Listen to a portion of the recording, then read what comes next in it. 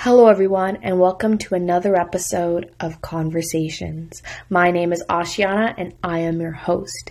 Today, we have our guest, Emily Dubois-Brooks. She is USA's Special Projects Intern for this summer. We talk about what it means to decolonize advocacy, some of the incredible work she's been up to here at USA, and she herself is an amazing artist. So we get into what her art is and what it means for her. We are so excited to hear from Emily. So my name's Emily, and I'm the Special Projects Intern for USA this summer. And I have been working on the Indigenous Students Policy paper now for several months, even before this position as a volunteer. And yeah, I think that's all I have to say, right? Did I miss anything? Oh, and I also go to Laurier. Perfect. So can you tell us more about what this paper is and how you got involved as a volunteer and student author? Yeah, so I got involved as a volunteer because I had subscribed to like a newsletter email list through the Indigenous Student Center at Laurier. So it kind of came into my inbox in the fall semester in 2020. So that's kind of how I applied for the position to be an author on the paper. And the paper itself is mainly just to advocate to the provincial government how we can kind of create policy changes and just really to decolonize our university spaces. So that could involve like on campus, the community in general, and we also touch a lot on the symbolism that's kind of perpetuated through those spaces. So like the anti-Indigenous symbolism that kind of comes forth both physically and socially that we want to try to combat. And so far, what would you say has been something you've really enjoyed about working on the paper or something you're looking forward to as the paper progresses? I'm really looking forward to our circle work. So when I first kind of came onto the paper, I really wanted to make sure that a bunch of different student voices would be heard through the paper because that was an issue with our previous Indigenous Student Policy paper from 2017. So that authorship team didn't necessarily have the outreach to be able to include a bunch of different student voices. So coming onto the paper for this year, I wanted to make sure that our new team really made sure that we could connect with as many students as possible from different campuses. And we're going to do that through means of circle work. So we're going to all come together virtually, of course, because of COVID, but it's going to be facilitated by either an elder, a knowledge keeper, a counselor, kind of anyone in the Indigenous student community from that school that would be kind of available and appropriate to facilitate the circle work. And through our team meetings, what I've tried to do is make sure that every kind of student representative from each member school is really free to just kind of facilitate circle work on their own campus in a way that feels right for them, because I don't feel like I can kind of guide that process fully. I want them to be able to do that for their own campuses. And from your own personal experience, even as a student, what would you say are key ways we can decolonize ways in which we approach advocacy? So I think the first thing that I think about frequently, and that I know this has been echoed throughout our many Indigenous communities for so long now, generations and generations, but we really need to allow Indigenous people from many different communities to step forward and share in whatever they feel comfortable sharing, but also to teach as well too, because I feel like advocacy is an amazing thing, but if we have non-Indigenous people speaking for Indigenous people or teaching topics that, they might not understand or they haven't experienced, I don't think that that's appropriate. So in terms of in the academic space, I want to make sure that students are being taught from individuals who have experienced certain things and who have the knowledge to share. I feel like it's very off-putting to be a student in, learning Indigenous history or Indigenous affairs, any sort of Indigenous content from someone who is not Indigenous. And there's some really amazing advocates who truly do uplift Indigenous voices, and that's amazing. But I do think that we need a curriculum overhaul. I think we need to really pay attention to who our faculty is and who's teaching what. Because I think that there's like a lot of misinformation. And in terms of advocacy work, the only way that we're really going to get somewhere is if we have the opportunity to learn, and if we have the opportunity to share and allow Indigenous leadership. Because that's truly where I think a positive relationship will happen, is if there's that respect to allow Indigenous leaders to truly like lead the narrative. I think that there's a lot of control on the narrative right now, and we really need to open that up to Indigenous people. Yeah, I mean, I've taken 2 Indigenous studies courses when I was in my undergrad, and they were both not taught by Indigenous professors. And that was a conversation that came up in our classrooms. And I think with this leadership piece also comes like fair compensation. You can't ask for Indigenous leadership on your campuses and say, we want to do this equity and decolonization work, but then not be willing to compensate appropriately. 100%. I think that also leads into the idea of like not tokenizing anyone too. Yes. Because, and I know like you and I have personally talked about this and the importance of not tokenizing people, but I think it happens so frequently that an Indigenous person or just a person of color in general is kind of called to speak, but then I just feel like that's not a respectful way to go about things, because that individual can't speak for entire communities across the country, and further, they shouldn't have to. Like that's quite a burden to put onto somebody. So I feel like if we can involve as many Indigenous people as possible in any project that we do, whether it's the Indigenous student policy paper that I'm doing, or whether it's, a curriculum overhaul through our universities and really trying to teach valuable and truthful information about not only Indigenous history, but current affairs and how we can do better and move forward. I think that there needs to be an allowance for more indigeneity in those spaces. And that isn't only inviting Indigenous people into the spaces, but allowing Indigenous expression. I think that's going to open up the doors for more conversations, and so therefore more truth, and just making sure that these people are treated fairly and, like you said, compensated, that they feel that they're in a safe environment to be able to share is also very important. And I just don't think we're there yet, but I think through these smaller projects, I should say, I feel like that's how we're going to like lead by example of like, okay, well, for USA, for example, it's like, well, we want to understand the Indigenous experience, and they've been committed to truly inviting like numerous Indigenous peoples onto the team in terms of like understanding what it means to be an Indigenous student, and then allowing us to lead the paper. I think that that's a great way we can lead by example, and that needs to happen across like in every avenue in every institution.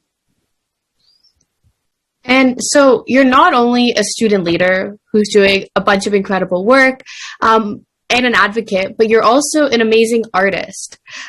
So how would you describe yourself as an artist? How did you get involved in art, and what role has art played in your life?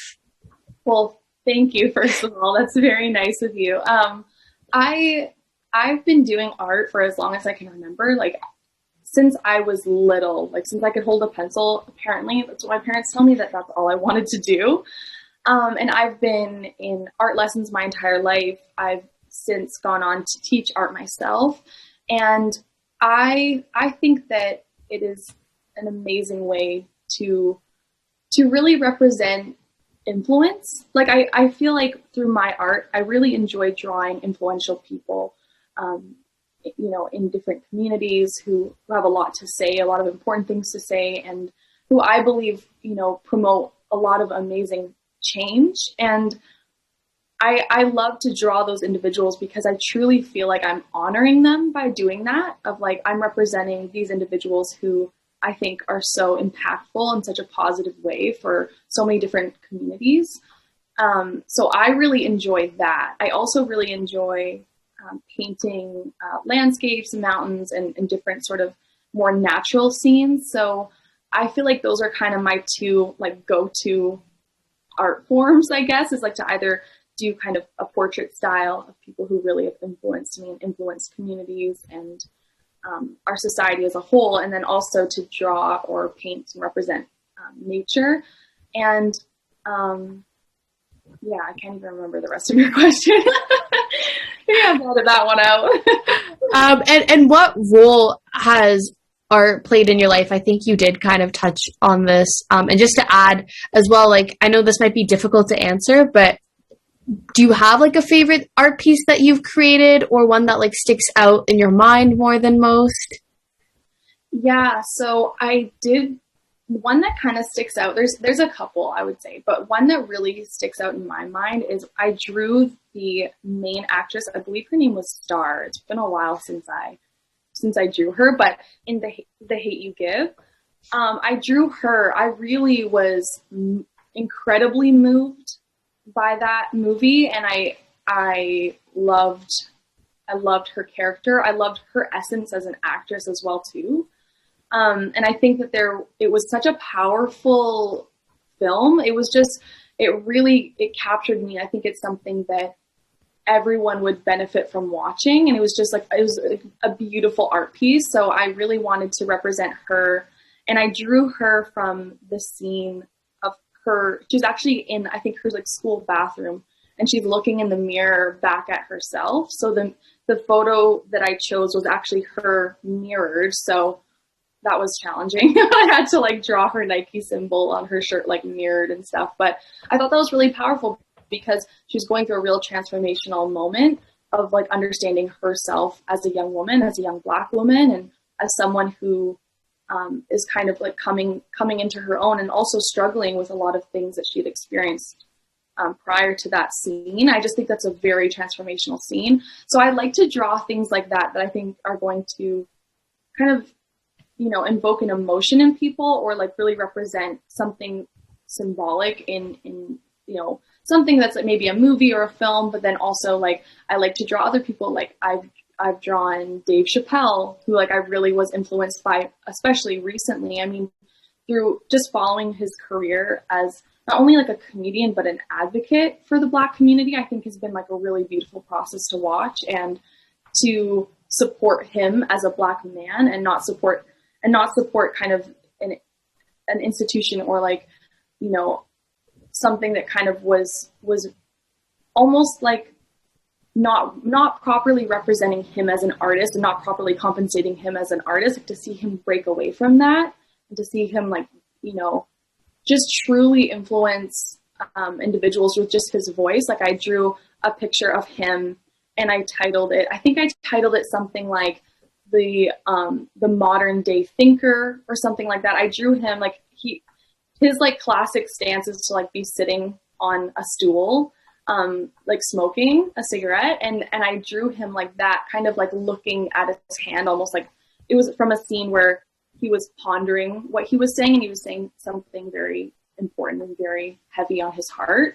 And I felt like right now, with all the advocacy work that's going on, that is so important and very much needed, and very moving to watch. I really like to capture those moments, because I think like these are transformational moments for our society, transformational moments for me as a person watching it, and truly learning about, especially in these cases, about the Black experience. And, my partner is Black, my son is Black, and I'm very dedicated to honoring that. So yeah, that's a long-winded answer, but No, it was a wonderful and beautiful answer. And I think that going back to that picture of Star you painted, which I will and created, I'll put it up in the video version of this podcast so everyone can see. I think it's not only such a transformational, because I've watched the movie, I love the movies, not only such a transformational scene, but I think when you come from a minority group, when you come from an oppressed group, oftentimes it is visible and people see you as that every day. But I think there is a moment in your life where you really transcend into that identity, and you really realize like, this is who I am, and this is how the world sees me. That isn't necessarily intuitive for everyone at the same age. So I think that is something incredibly powerful to like create and put out into the world, because it's not only transformational, but it is relatable. So I'm excited for everyone to see this.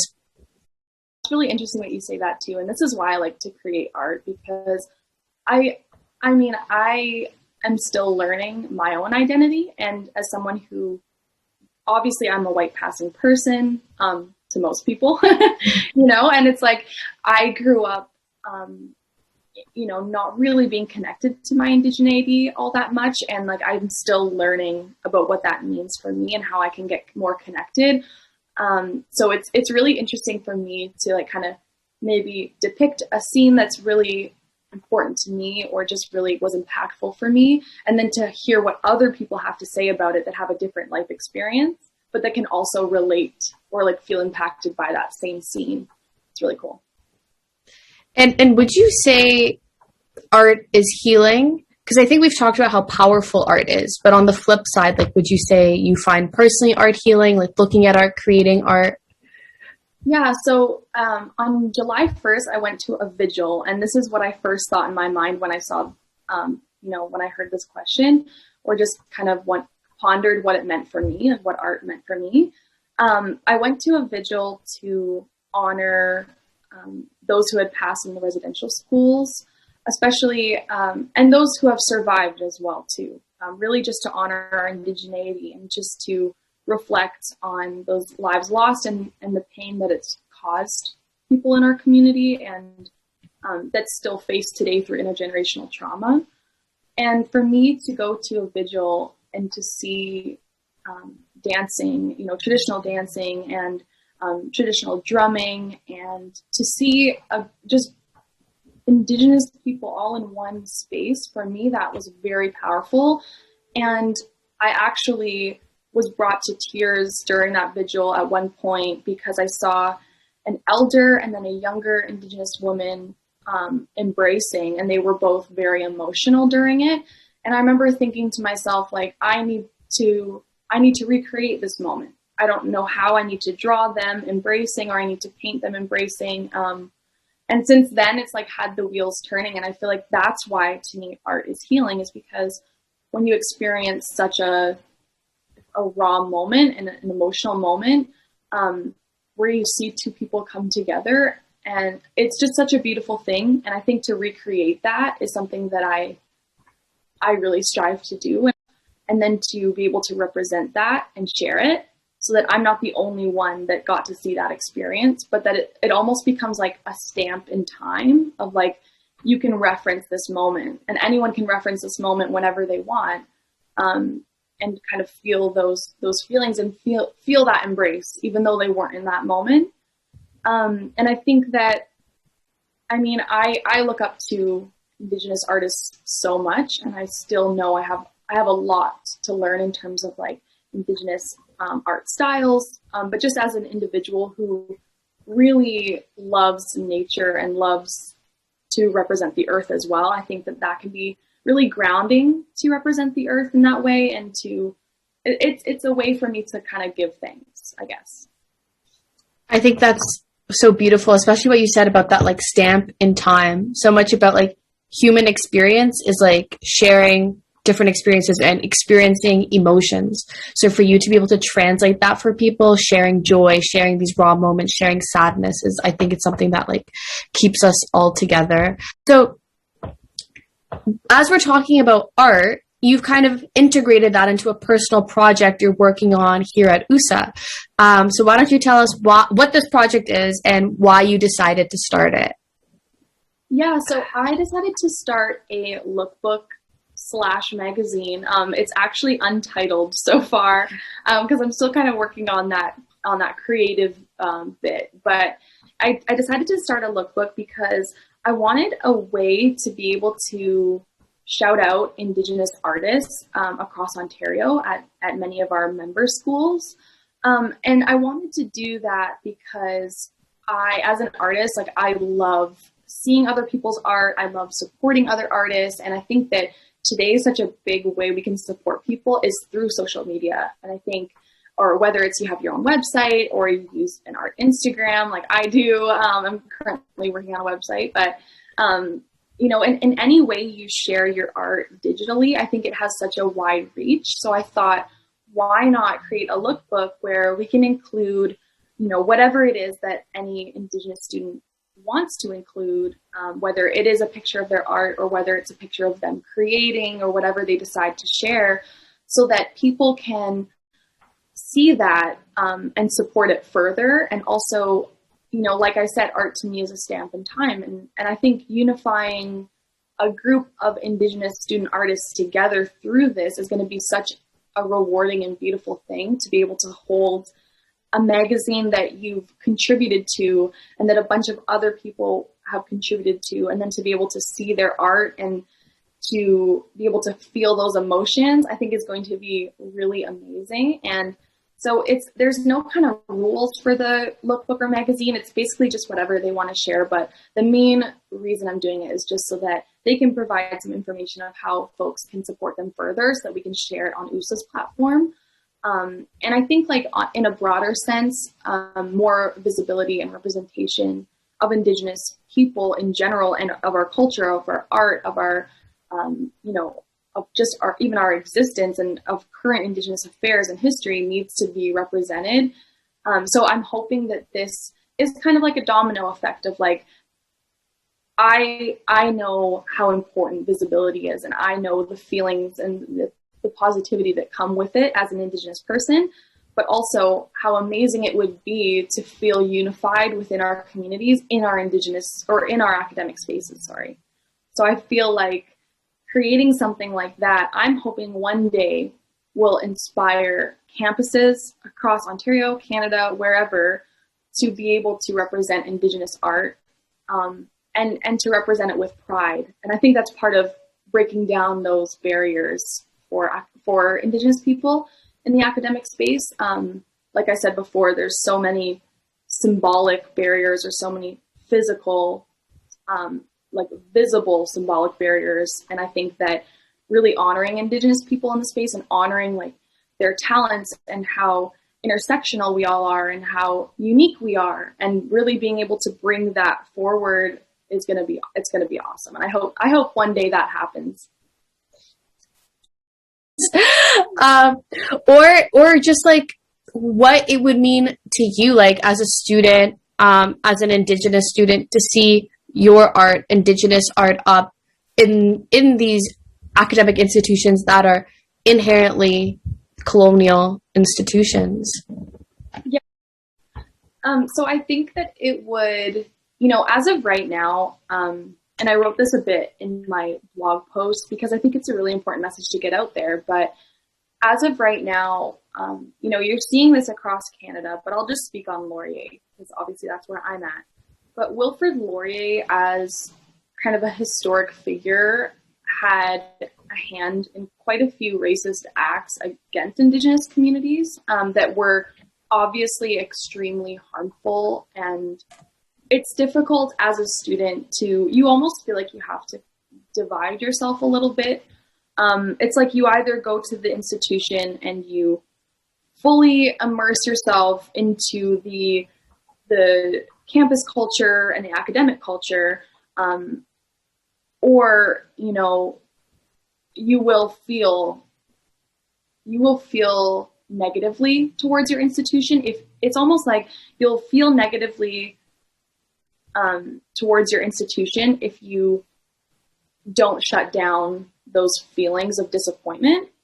And I feel like with Wilfrid Laurier's statue sitting there, and obviously the institution is named after that man, it's difficult because it's almost like a constant symbolic reminder of, like, we are a colonial academic institution. And I mean, if that wasn't enough, being in a classroom where there's still misinformation being taught, or at least not the whole truth being taught, I think that it's very discouraging.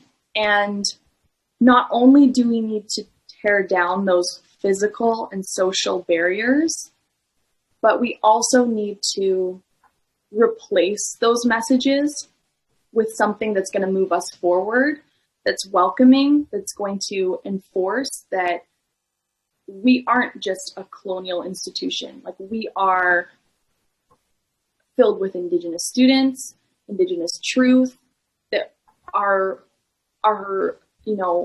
doors are open for expression, it can be very discouraging to want to share in a classroom setting, but then realizing that what you're sharing isn't really considered beyond your words. Like, I feel like there's been so many times where I've wanted to share more about what I've read on residential schools and how the survivors have, I've heard survivors speak about their experiences, and I feel like I'm not able to express the truth because it's not accepted. And it's like, there's just so many barriers that remind you almost of putting you in your place of like, well, you can share, but only this much of the truth, and the rest, it's not really socially acceptable to share that. So it feels like you're constantly being shut down, and also learning about a lot of things that have gone on, the things that are talked about. It can be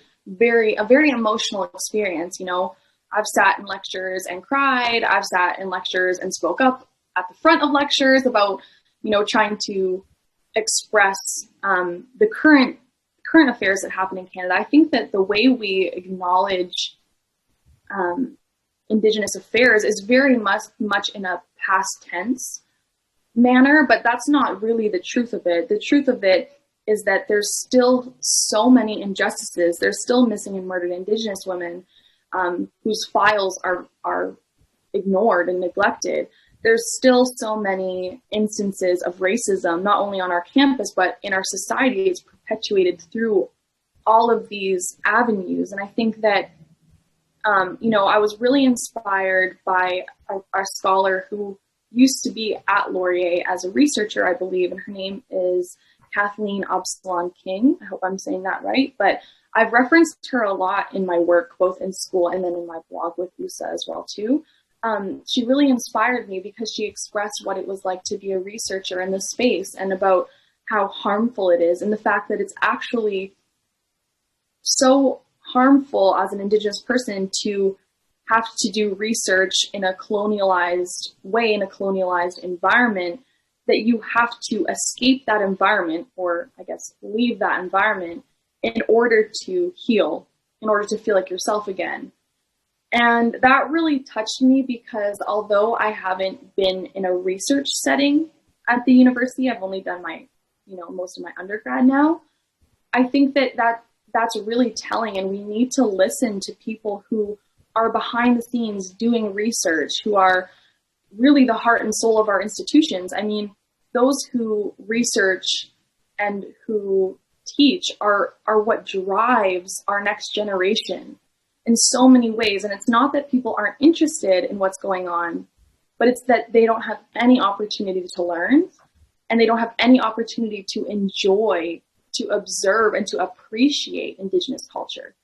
So in knowing that, obviously putting up art in our hallways isn't going to fix every issue, but I do think that it will normalize indigeneity in our spaces and therefore have a very positive ripple effect. And I think, there were so many years where Indigenous people had everything stolen from them through the residential school system. They weren't allowed to dance. They weren't allowed to speak the traditional languages. They weren't allowed to wear what they wanted to wear. They weren't allowed to have their hair long. So many things were taken. Everything was taken from them, their families, their culture, their communities. And the detriment that has to our community now, I think that can't go unnoticed. This is all intergenerational trauma that's passed on. And when we really observe that, we have to understand that we need to allow Indigenous people to express themselves in these institutions.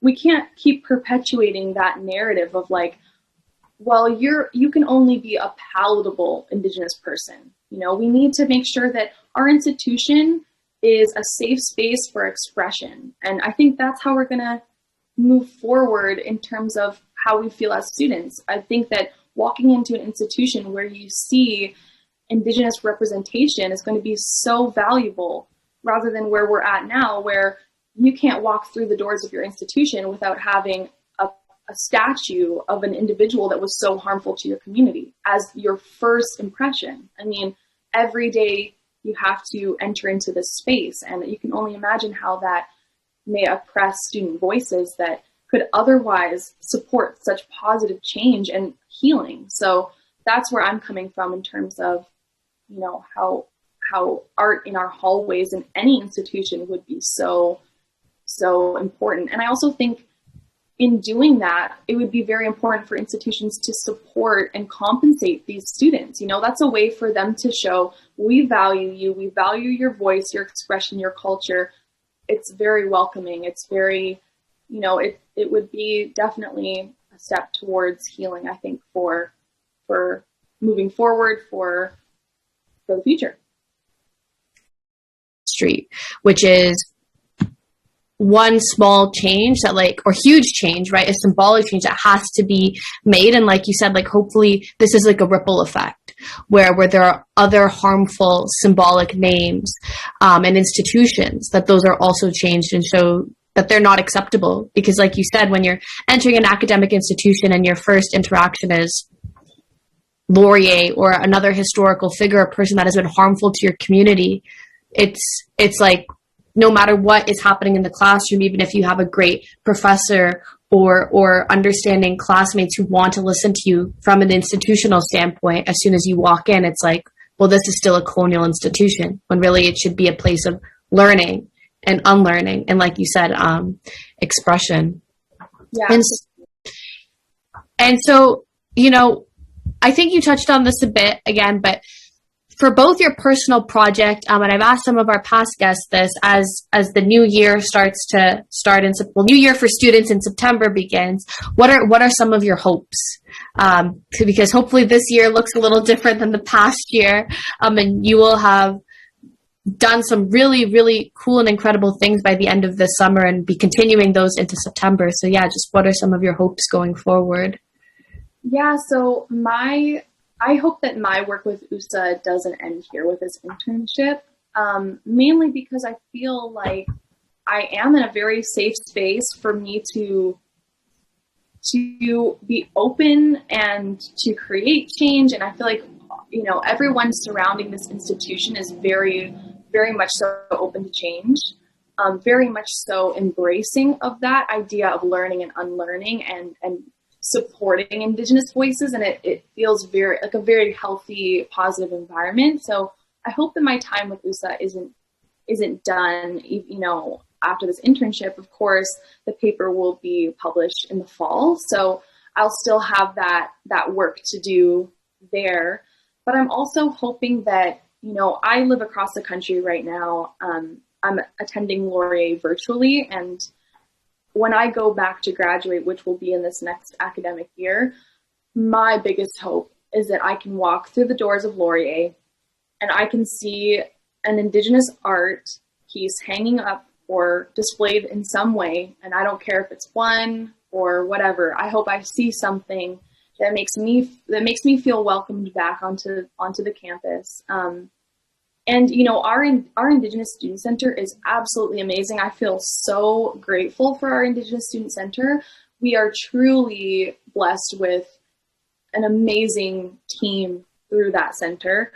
And I'm so looking forward to going back and seeing them all. But I also hope that the students who who attend that center so frequently, and the staff as well, that they feel like they can have the same comfortability and expression and same feeling of being in a positive environment beyond the center. I hope that we can, feel that same confidence and that same safety and that same peace with our own representation, our own expression beyond just the beautiful walls of that center. I hope we can extend that onto our campus fully. And that's really my hope. I think that I will know if it feels like the energy is changing when I'm back. And I think nearly a year is a good goal. I think that we shouldn't wait any more than that to see some change. So that's what I'm looking forward to. And our last question is, what does advocacy mean to you? Or what does that feel to you or look like to you? Advocacy, I think you actually touched on it in a really great way when you said learning and unlearning. I think advocacy it's not comfortable. I think that advocacy means putting your self aside in so many ways. For example, if I'm just speaking on Indigenous advocacy, anyone who's not an Indigenous person, it's going to take you listening and acknowledging that, what you've considered before might not be appropriate anymore. What you've considered anymore, you might need to reevaluate. And really being open to hearing other people. And I feel that way when I listen to other people from other communities speak. And I think it's recognizing the gaps that you have. It's recognizing that there's always more to learn. And I feel that way as an Indigenous person. I certainly don't know everything. And I'm looking forward to learning from other people. And it's like advocacy is learning from other people within your community, outside your community, and feeling confident in your own voice, but knowing that, for me, it's knowing that it's not everything and that I have a lot to learn. And I think that's a really hopeful feeling. I think it's important for people to turn that discomfort into hope and really just embrace that moment. I think there is definitely a feeling that you get when you feel like you're doing something right and you're saying things that are maybe uncomfortable. There's been in so many situations where I felt someone has said something that, whether, they meant to or not, and oftentimes it's that they didn't mean to say something that might feel inappropriate or hurtful to me. But owning my voice, I think as a mom, that's something I'm really learning, is learning how to have a stronger voice in terms of my boundaries as a human being, and being able to express to people that what they've said isn't appropriate and that it hurts my feelings, but then also because that can feel so uncomfortable. And I think I think all women, especially, we kind of go through this too, of learning how to really have our boundaries firmly in place. And I think men too. I think it doesn't matter your gender, how you identify, but as a young person, I think coming into your own understanding of right and wrong and just enforcing those boundaries and knowing that we always have stuff to learn. I think if we approach the world with that open mindset, then we're going to be open to being corrected and correcting. I think that's really important. Yeah. Wow, that was an incredible answer. Thank you so much, Emily. So for those of you who want to learn more about Emily, get in touch with Emily. In the caption, I have linked a couple of her blog posts that she's written for USA and her email. Thank you, everyone, for listening. To learn more about USA, check us out at www.ousa.ca. And don't forget, there will be another episode next week. See you then.